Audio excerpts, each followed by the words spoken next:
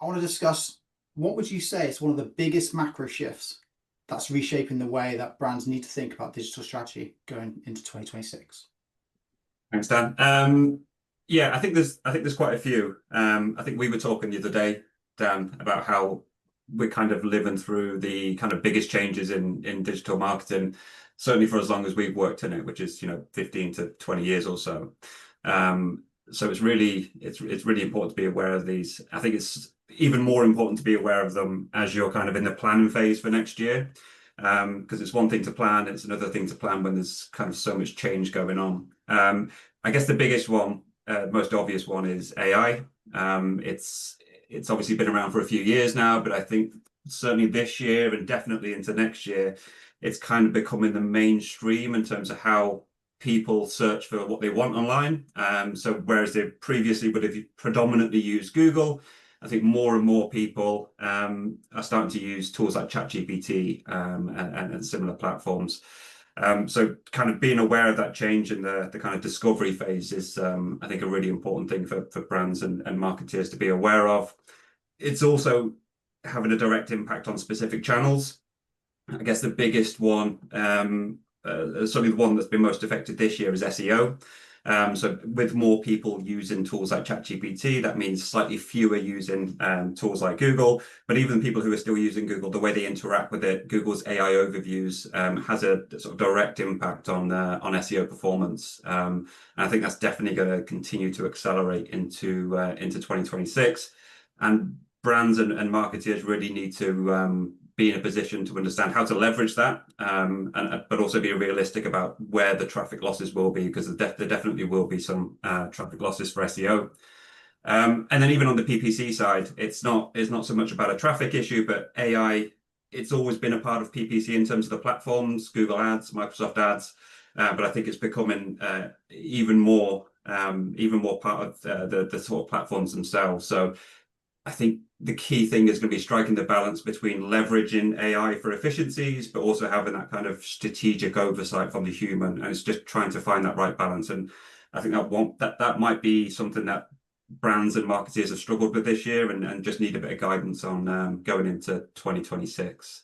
Mhm. And then it's also kind of impacting the customer journey overall. So what we're seeing is a lot of people starting the kind of research phase using tools like ChatGPT and then coming to the website when they're ready to convert. That obviously leaves a big gap in terms of kind of measurement of performance and everything else. So it's just trying to kind of get a grip of how your prospective customers or clients or website visitors, how it's impacting their journey, and trying to report on that in the best way possible. And I guess the final way is it's kind of transforming for a lot of people how we actually do marketing work. So again, it's a kind of balance between risk and reward.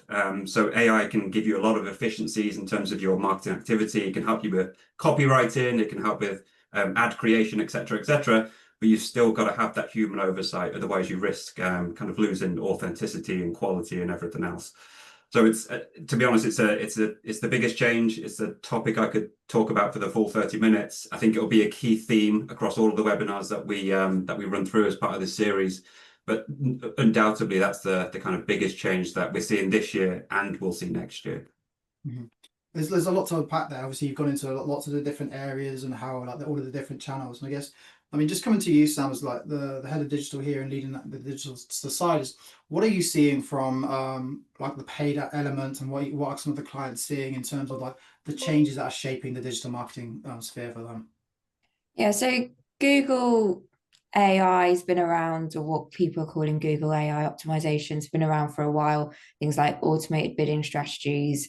We've been using that for a few years now. So it's building on top of that. That's what we're really seeing. Google is taking more control with the targeting, especially as people are less wanting to give their data up with all the cookie policies and stuff. So what we've seen is that you've got to work with Google, but you've got to be able to steer it in the right direction and give it as much quality data and quality information as you can, because that's how you're going to get the best out of it.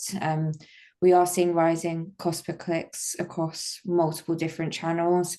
So I think LinkedIn's been the highest I've seen it. So it started a campaign off and it was £60 for a cost per click in week 1, which is absolutely ludicrous.